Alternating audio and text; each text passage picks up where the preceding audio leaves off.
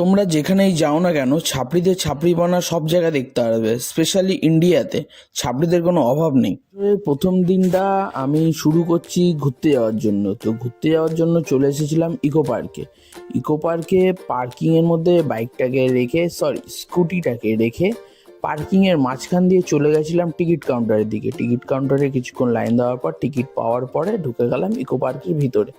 Eco পার্কের ভেতরটা খুবই সুন্দর ছিল, তার সাথে ভিড়ও ছিল। আর এই ভিড় ক্রস করে বেরিয়ে এলো একটা কাকু কাকিমা সাইকেল চালাতে চালাতে। তো এদেরকে দেখার পরে চলে এলাম স্পার্কলিং রোডে। স্পার্কলিং রোড ক্রস করার পরে চলে এলাম মোমো খেতে। মোমোটা একদমই বেকার খেতে ছিল। এই বেকার মোমো খাওয়ার পরে ঢুকে গেলাম মাস গার্ডেনের ভিতরে। মাস গার্ডেন দেখার পরে চলে এলাম আমাদের 7 ওয়ান্ডার্স দেখার লাইনে টিকিট কাটার জন্য। টিকিট কাটা হয়ে যাওয়ার পরে ঢুকে গেলাম পিরামিডে। পিরামিডের মধ্যে ছিল খুবই সুন্দরভাবে ডিজাইন করা, মানে পুরনো যুগের ডিজাইন। তার সাথে সাথে মূল আকর্ষণ ছিল পিরামিডের ভিতরে এই মমিটা।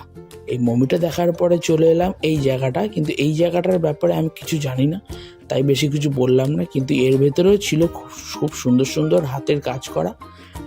তারপর চলে এলাম ব্রাজিলে যীশু খ্রিস্টকে দেখার জন্য। সত্যি কথা বলতে আমার জেনারেল নলেজ খুবই কম, নইলে এই জায়গাটার ব্যাপারেও তোমাদের বলতাম। তো এইসব দেখতে দেখতে চলে এলাম তাজমহলের কাছে। তাজমহলটাও খুব সুন্দরভাবে বানিয়েছে। তারপর চলে এলাম আমাদের ইন্ডিয়ার প্রতিবেশীদের চায়নার গ্রেট ওয়াল দেখতে। তার সাথে আবার ফ্রি ছিল ছাপড়িদের ছাপড়িপনা।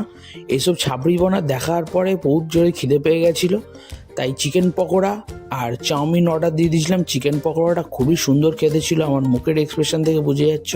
কিন্তু চাউমিনটা একদমই বেকার খেতে ছিল। বাই দ্য ওয়ে অ্যাম্বিয়েন্সটা খুবই সুন্দর ছিল। আর ভিডিওটা যদি ভালো লেগে থাকে তাহলে লাইক করে দিও।